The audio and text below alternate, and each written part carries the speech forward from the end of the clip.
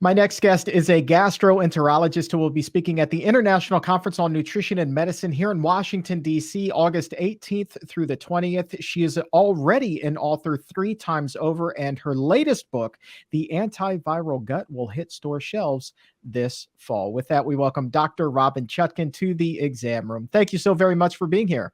Oh, it's such a pleasure. As I've told you before, Chuck, I'm such a fan of everything that PCRM does. So it is great to be a part of this podcast.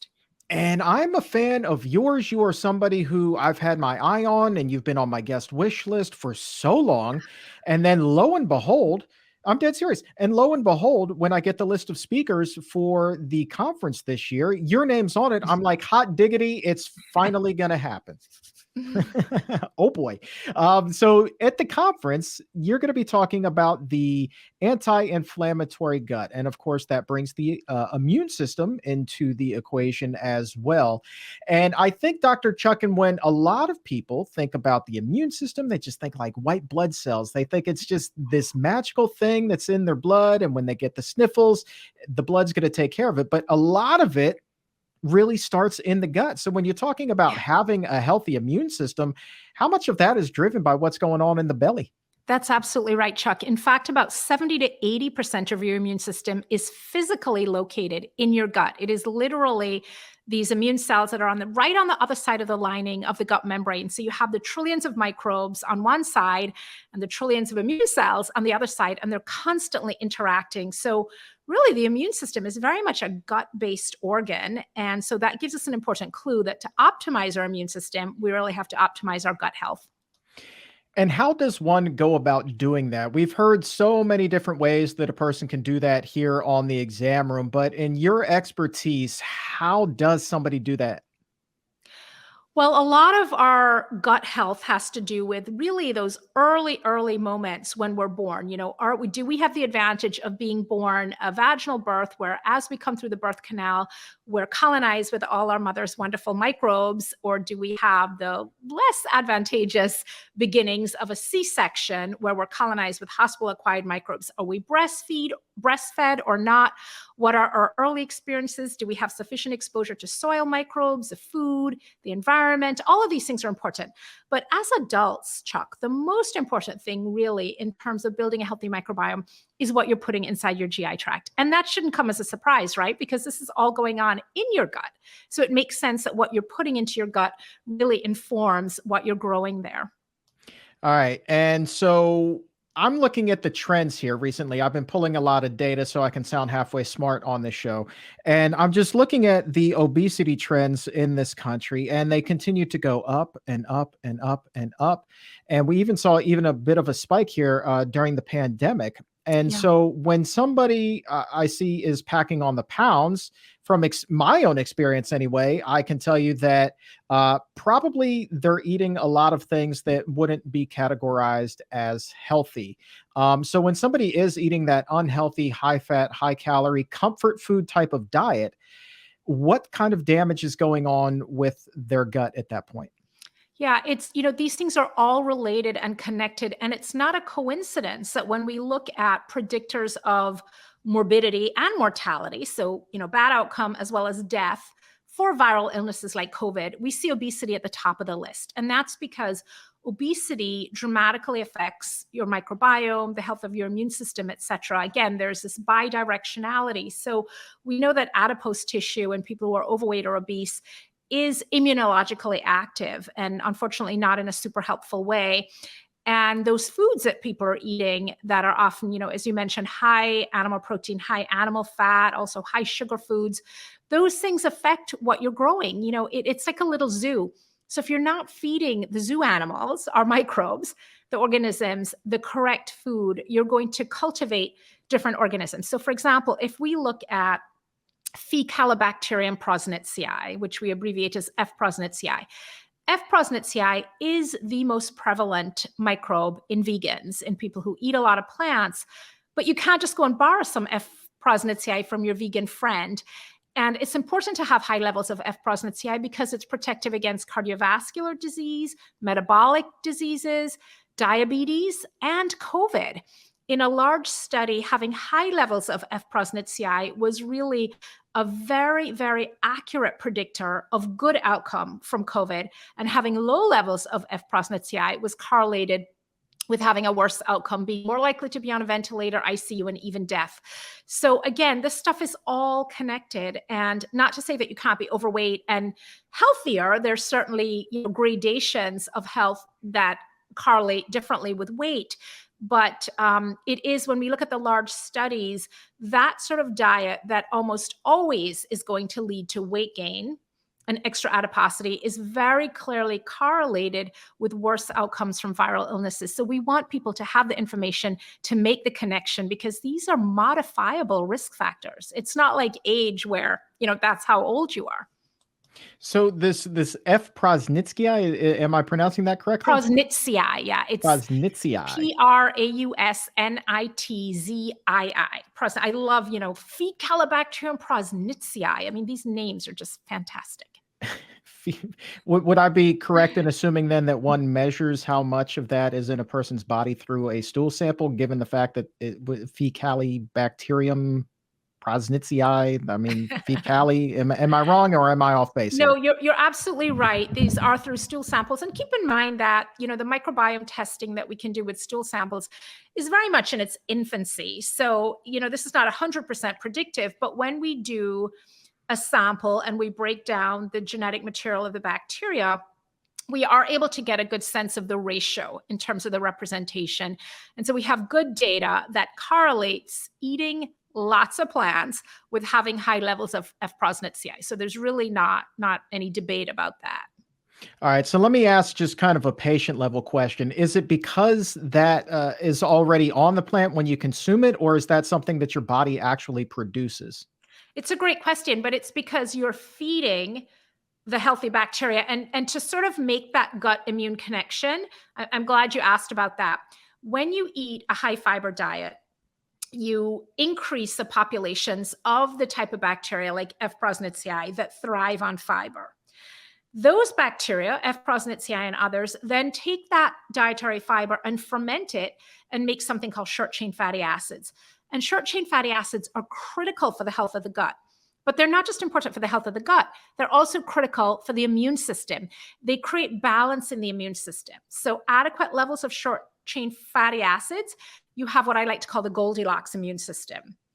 Active enough to clear a virus, but not so active that you end up overreacting and you end up in that category of cytokine storm and other problems that we know that people can have in response, where your immune system sort of overshoots the mark. And in trying to clear the virus or whatever pathogen you're fighting, you end up destroying normal tissue. So short-chain fatty acids, again, are central to that process of immune balance, that Goldilocks immune system that we want everyone to have. And how do you get high levels of short-chain fatty acids? You eat lots of fiber, you grow a good population of F. prosnitzi, and they create the short-chain fatty acids. So there's just incredible symbiosis in how this all comes together.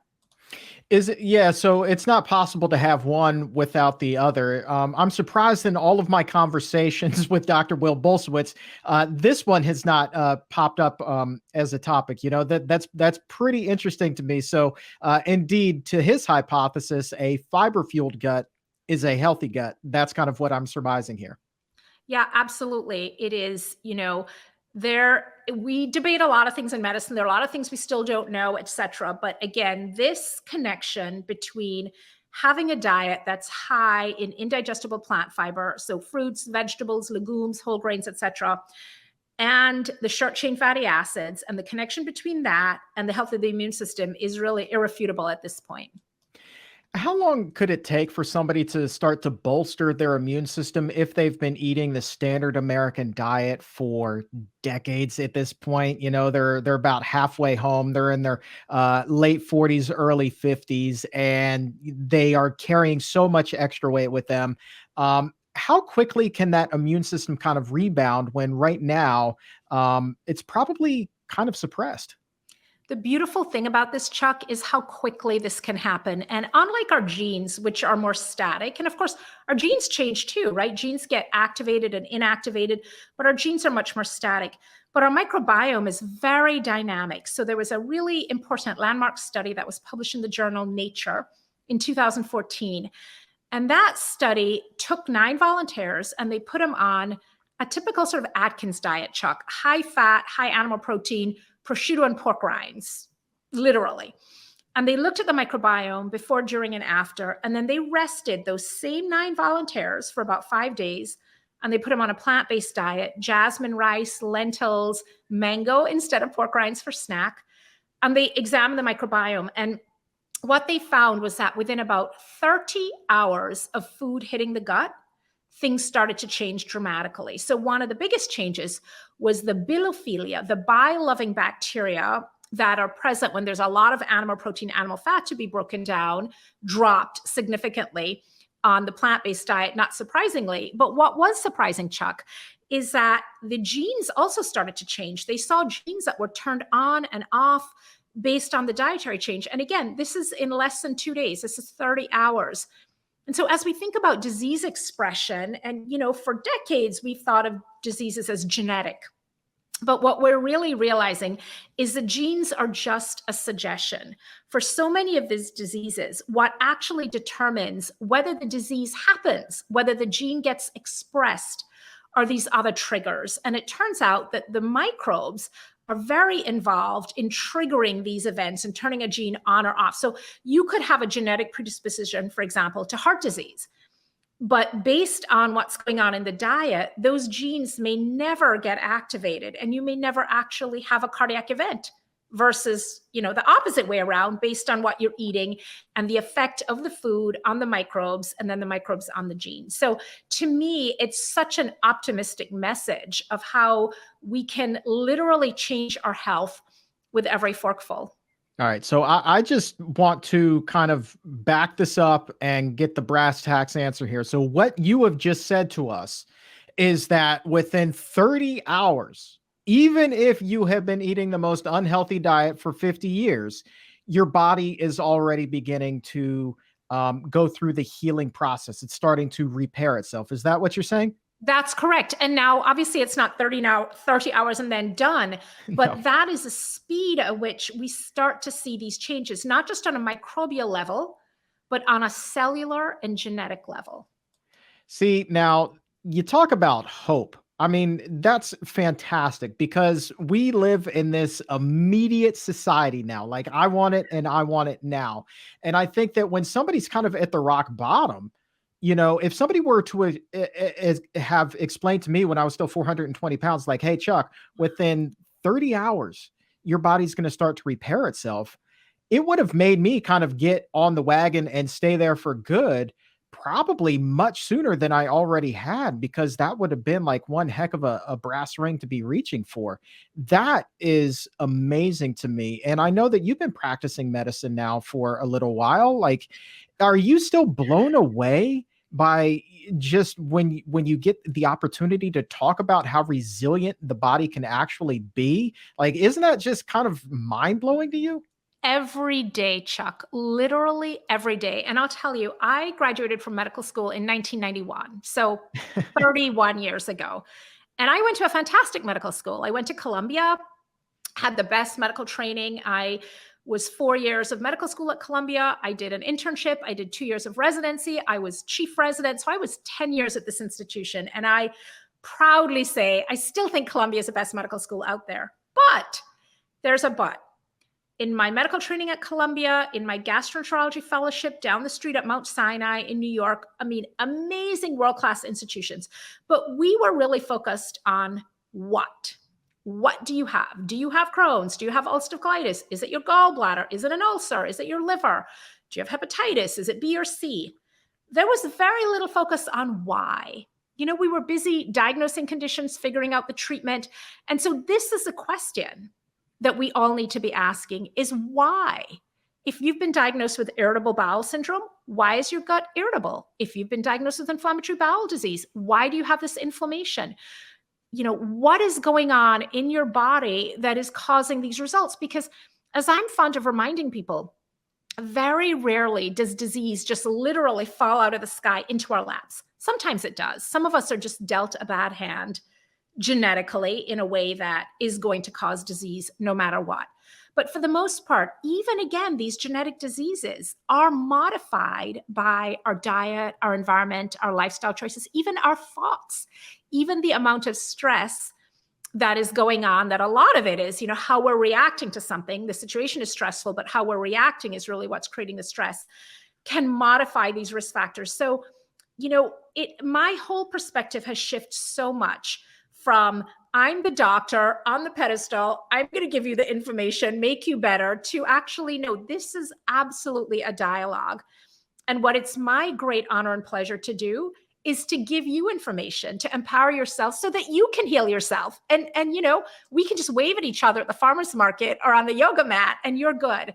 And again, not to suggest that we don't need doctors, we don't need medical intervention. We absolutely do. And I'm grateful for all these incredible medications we have, incredible medical procedures we have.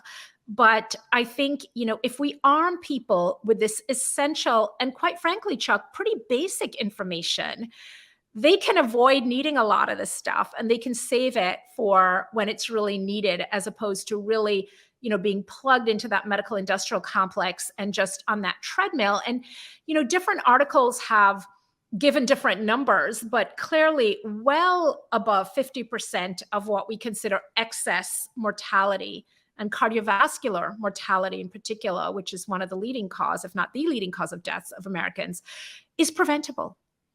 It is preventable.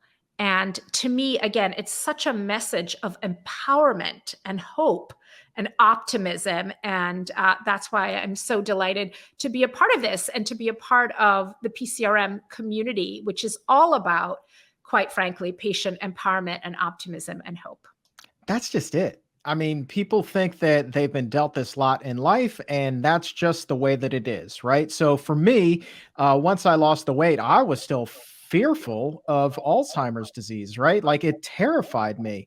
But then having the opportunity to do this show and listening to experts such as yourself explain the whole idea of turning genes on and turning genes off, and you having that power within the palm of your hand or at the end of your fork and on your plate, that to me makes me feel even better about the decisions that I'm making. And what a privilege it is to be able to share that type of information with so many listeners now around the world, and passing that hope on, because it is my hope that they don't become selfish with that. I can't imagine that they would. They're going to want to share that with other people in their life as well. And pretty soon you're spreading this healthy message literally around the world. Beautiful. Yep. It really, Chuck, I'm curious about your concern about Alzheimer's. Did you have a family history of Alzheimer's? Oh, a very strong one. Yes. And grandmother had it. Both of her siblings had it. So those would be my great aunt and uncle. It's now starting to, there's concern among my aunts and uncles that it could be trickling in there. We've seen some cases of Parkinson's disease. And so I've always felt like I'm kind of just this ticking time bomb. And so it was, that one's always been there, just as heart disease was for me when I was overweight. My grandfather on my father's side passed away before I was born, and my own father has had a series of heart procedures now. My grandfather on my mother's side, he too had a heart attacks, had bypass surgery, and I knew I was a ticking time bomb there. But even with the weight gone, Alzheimer's was still very, very, very much in my thoughts. So I'll tell you, Chuck, we share that history. My mother, who's, wonderful and otherwise perfectly healthy 82-year-old, literally, my mom takes no medication. Her only medical history is she had a bunionectomy about 40 years ago, removal of a bunion. She is 82. She is her high school weight. She's trim. She was an athlete all her life, but she has quite advanced Alzheimer's, and we have a very strong family history. So her mother, two of her granddads, I mean, generationally, you see the penetrance of the gene in the family. And I know that I have one copy of the ApoE4 gene, just one copy. So increased risk, but not, train leaving the tracks no matter what you do. And again, what we're finding out about diseases like Alzheimer's is, again, these are not monolithic diseases. There are multiple things that inform that outcome of whether or not we will have Alzheimer's. And that obviously diet is huge. Other things, we talk about stress, we talk about exposure to soil microbes, etc. And again, a lot of this is modulated by the microbiome. Now, something like dementia is complex, right? It's not just a straight line from what's going on in your gut to dementia. Medications play a big role. We know that a lot of medications that cross the blood-brain barrier, taken chronically, can affect brain health. But the point is, and I'm so glad you made it, Chuck, is that we are not just ticking time bombs. These are modifiable risks. And you mentioned heart disease. My husband has a very strong family history of heart disease. His father died tragically from a cardiac event in his 70s, but he had his first cardiac event at around 50. And when I first met my husband, over 20 years ago, to say he was paranoid was an understatement about heart disease. And he went plant-based several years ago after being at the Esselstyn's conference, Plant Stock, and hearing a lot of the people from this community, including Dr. Bernard, Dr. Greger, Dr. Esselstyn, all these wonderful, wonderful plant-based physicians. And he said, right, that's it. We were in Asheville. We went to Charlotte. He had a big steak, some foie gras, and said, okay, that's it, I'm done. And what happened in the next couple months is astounding. So his cholesterol dropped from around mid 200s down to about 160. His calcium score went to 0. And his cardiologist, who's a good friend, said, listen, don't come back. You're good. I mean, this didn't happen immediately, of course, and he does other things. He does yoga, he runs trails, but he eats so beautifully. And, when we first met, he was constantly asking me, like, check my cholesterol. And what do you think? And now, he hasn't checked his cholesterol in a couple of years. He doesn't need to. His cholesterol is good. He's solid. I dare say there is no additional plaque that is going to be developing in those arteries that's coming to get him.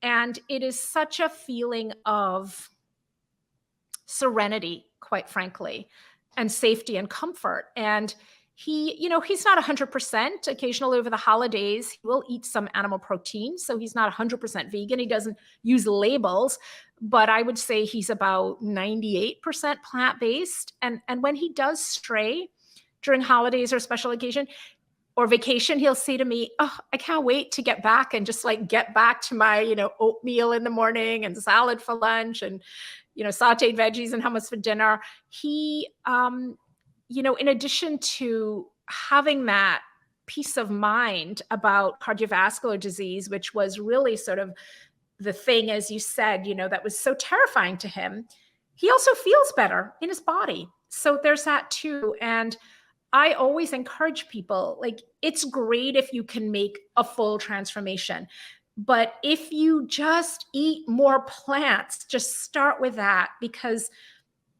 as you start to feel better and as you feel the changes in your gut and throughout your body, it will propel you. You will want to do more. Absolutely. A lot of these studies that get talked about in the media, and even some that I talk about here on the show, just talk about eating more plants, not necessarily an exclusively plant-based diet, but the data in these studies, it all points to, man, just eat your fruits and vegetables and you're doing a world of good. Like mom was right all those years ago, eat something green for goodness sakes, and you're going to be in much better shape than you are today. So true. What a transformation your husband had. Here's something that I've always kind of wondered. And you're a gastroenterologist, so you're the perfect person to answer this, right? So in terms of how my gut was back when I was still overweight, eating those 10,000 calories a day, how is the bacteria today, eating this exclusively plant-based diet at 140 pounds? How is that different from what it was when I was 420 pounds? Is the change inside as dramatic as it was on the outside? Absolutely. So there are these 4 families of bacteria that inhabit the human body. And the 4 main ones, there are more than 4, but the 4 big ones are Firmicutes, Bacteroidetes, Actinobacteria, and Proteobacteria. And by far, Firmicutes and Bacteroidetes make up generally, upwards of 90% in most people, with Actino and Proteo much lower. And what we know is that with that dietary change, or, and it goes in both directions. If you're gaining a couple 100 pounds, or as in your case, losing, which by the way, bravo, like such an incredible thing that you did. But we know that the microbial profile from a high level phyla, the families, is different. So typically we see higher ratios of Firmicutes to Bacteroidetes. And, I remind people, like, it's very easy to start classifying good bacteria versus bad bacteria. But, if I were in a room full of people and I said, everybody who's a good person, raise your right hand, and everybody who's a bad person, raise your left hand, a lot of us would have both hands out. We're good sometimes and not so good other times. We're a little bit good, or a lot good, a little bit bad. So we're sort of pluripotential. And so are bacteria. So it's not just the presence of one organism versus the other. It's also what they're doing metabolically. What sort of bacterial metabolites are they producing? And those can shift. So this idea of, it's just calories. Calories are an artificial construct. A lot of this has to do in terms of what your energy harvest is, which is the amount of calories you extract from the food. Absolutely has to do with what's going on microbially, because microbes can change that energy harvest. They can increase or decrease the motility of the food through the GI tract, so there's more or less time for absorption. They can change your palate. They can make you crave sweeter or more savory. They can use up the extra calories themselves. So if you take two people who are microbially different and you give them the exact same meal of, 400 calories, their energy harvest could be different. So again, what is going on inside our gut is absolutely reflected in some of these things. And as you said, you look different externally, but you also for sure look very different internally. And, that's the science. That's what we know. Epigenetics for the win. That stuff Yes. fascinates me, right? I mean, and studies like that are just incredible. It's certainly not to that extreme, but I did interview a set of twin brothers who did a vegan experiment. They're very fit, both of them. They're explorers, but basically, one went vegan and one didn't, and they enhanced their workouts, tried to put on more muscle. It turns out that the twin who went vegan actually was able to build leaner muscle mass, more leaner muscle mass than the non-vegan twin. And I think that really shocked a lot of people when that happened. I mean, you're talking about playing a game with the same set of DNA, but you're Yeah. just dealt two different hands, and the outcomes were just mind-blowing to me. And I love that. Actually, that same conference at Plant Stock, where my husband had his plant transformation, they premiered the film Game Changers. And that was, so we got a sneak peek at it before, it was out on Netflix, etc. And that was incredible. And I think so important, because people have this association with protein and muscle, right? Of course, you need to eat tons of animal protein to gain muscle. And so seeing all these incredible vegan athletes and bodybuilders who are strong and muscular and at the same time lean was, I think, very eye-opening for a lot of people. It is, and and the funny thing is, like, also having covered the NFL and pro sports for a number of years, that I can tell you that stigma, it still very much exists. But the story that I always tell is going out, and this was after I had started doing the exam room, but then going out to the practice facility for the Washington Commanders and interviewing a defensive back, a gentleman by the name of DJ Swearinger, who was 98. He's kind of like your husband, 98% plant-based, maybe 2% pescatarian. And, it's toward the end of the season. And this guy, instead of, his teammates who are just laboring with every single step that they take, their bodies are so beaten down. Well, here's DJ, who's played daggone near every down that entire season. He's got as much energy as he had when he reported for training camp and was fresh as a daisy. It was the daggondest thing. Yeah, it's definitely from a performance point of view. I'm not an elite athlete. I'm a slow plodding marathoner. You and me both. But never break 4 hours in the marathon, but glad to finish, and definitely south of 4:30. So I have to brag a little bit there. But yeah, absolutely. It is, you hear story after story and you read about it, in the sports news and the popular press. about more and more professional athletes really making that switch to being plant-based and really doing it because of performance. I mean, you're an elite athlete, your entire career, income, everything, identity depends on your performance. You're not doing it if there's not also, some advantage from a performance point of view for most of these athletes. No question about it. And let's bring it back to the gut here as we kind of wind things down. If somebody's watching this today, they're listening to it, they're like, hey, okay, I want to get started on this, but what are the healthiest foods that I can start with? What are the first ones that you think, or would you recommend that somebody introduce to their system? I think legumes and fermented foods are, and again, I don't want to create too much of a hierarchy, but when we think about what we call MACs, which stands for microbiota accessible carbohydrates, we're primarily talking about whole grains and legumes. And so that would be things like beans and brown rice and things like that. And these foods and oats create really, again, it's a fiber that feeds the gut bacteria. And fermented foods, because fermented foods are that powerhouse combination of pre and probiotic. And to explain, if you look at something like sauerkraut, it's made from cabbage primarily. The cabbage itself is a very fibrous food. So that's going to feed your gut bacteria when you eat it. But in the process of fermentation, the cabbage is broken down and produces a lot of lactobacillus bacteria and other healthy substances that when you eat that, that's also increasing your population of lactobacillus. So you're feeding your native microbes and you're introducing some additional microbes from the food. So I think, and the beauty of this, Chuck, is just small amounts. I mean, you could be having, it's not sauerkraut as your main meal.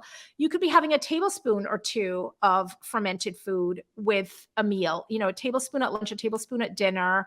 You could be adding some chickpeas to a salad. Again, it doesn't mean this all or nothing, like beans or nothing. And, you're walking around and you're gassy. It's just adding in sprinkles of these things. And Chuck, you're probably familiar with this incredible study from the American Gut Project that was published a few years ago. And they looked at the number of plants people ate. And this was a global study with over 10,000 people. And they didn't look at the label. They didn't look at, okay, you're a vegetarian, you're a pescatarian, you're a vegan. Because, you can be vegan and be very unhealthy. And you can be an omnivore and eat a lot of plants. So they looked at what people were actually eating. And they found the magic number was 30. People who were eating 30 or more different plants per week had really just a superior microbiome, a healthier microbiome. And people who were eating 10 or fewer, regardless of what they call themselves, you'd be a vegan eating 10 or fewer different plants per week. Their microbiomes were significantly less healthy. And, that might sound daunting, like 30 or more plants per week. Oh, but, if you break it down, if you're having oatmeal in the morning, let's say you're using almond milk, 1, the oats, 2, you're putting in some walnuts, 3, pumpkin seeds, 4, raisins, 5, blueberries, 6. That's what I actually had for breakfast this morning. That's 6 plants right there. You have a salad for lunch. You have lettuce, cucumber, avocado, chickpeas. That's 4 more. So what are we at? 10? Then for dinner, you have some brown rice, some string beans, maybe another salad that's giving you through. I mean, you can get to 15 in a day without a ton of effort. And for, for the omnivores out there, that could be even you're having some fish or a little animal protein, but you're crowding the plate out with really healthy whole grains. You're doing some quinoa, some brown rice. I always tell people, a salad and an additional vegetable. And, in my practice, I tell my patients, follow the 1, 2, 3 rule. 1 vegetable at breakfast, 2 at lunch, 3 at dinner. Or you can switch it and do a green smoothie in the morning and get a bunch early. But that way you do the 1, 2, 3 rule, you're getting in 6 servings of vegetables per day. So in 5 days, you've made it to 30. But the trick is you want to do different vegetables. So you don't want to do, okay, I eat vegetables at every meal, but it's peas, carrots, and broccoli, and that's it. You want to, bring in different plants, and everything doesn't have to be a fibrous vegetable or fruit. Again, nuts and seeds are really important plant foods to think about to get to that magic number. And, rather than calorie counting or looking at macronutrient density and micronutrients, just do this simple game of try to get to 30 different plant foods. There it is. See, you just simplify it. Get to 30. Simplify it. You Yeah. get to 30. And hold on, give us the that oatmeal concoction that you have for breakfast Yeah. this morning. So What were the toppings again? almond milk, Hmm. oats, walnuts, pumpkin seeds, raisins, and blueberries. All right. I know what I'm having for breakfast tomorrow. Were these overnight oats or were these hot? No, these were just quick oats. I mean, of course, the instant oats aren't great because most of the fiber is stripped away and there's often added sugar. But this was quick oats. I mean, overnight oats or the oats that take a long time to cook are ideal. But quick oats are fine too. Quick oat. Yeah. These were not steel cut, which you could do as overnight oats or just take longer to cook. And steel cut oats are going to have the most fiber. Yeah. And I think you just touched on something that I can't speak for the organization. I can just speak for myself here. You just kind of touched on something is that, I think a lot of times in the health community, especially when people are really passionate about it, something like, instant oats can get vilified. But Mhm. I think about like what the majority of people are eating. Like, are you really saying that instant oats are the devil when they're probably going to opt for an egg McMuffin instead? Like, Absolutely. That's so true. It is, the perfect can be the enemy of the good, and instant oats over the majority of what people are eating for sure is an improvement. just something to keep in mind. Food for Yes. thought. And you're going to have plenty of food for thought at the International Conference on Nutrition and Medicine, August 18th through the 20th. I can't wait for your presentation. Stop by. We're going to be recording shows all 3 days. Maybe you come by. We'll answer some questions live and have a grand old time. I would love to. And I just have to say this, that there are people out there in the medical community who are driven by a lot of different things, but you guys and Dr. Bernard and the whole community, I think, are in it for such a right reasons, which is you want to make people healthier. And I just have to say, as a physician, as a member of the community, I am so thrilled that you are out here doing this wonderful work. So thank you. You get us. I love it so much. It's I get you. absolutely, yeah, you get us. Oh my goodness. The website gutbliss.com is the place to go to check out more with Dr. Robynne Chutkan. And of course, her new book, The Antiviral Gut, coming out this fall. Would definitely love to pick that up and have you back on then too. So I guess we're booking you for 2 appearances now. Fantastic. I'm available. Awesome. Thank you so much.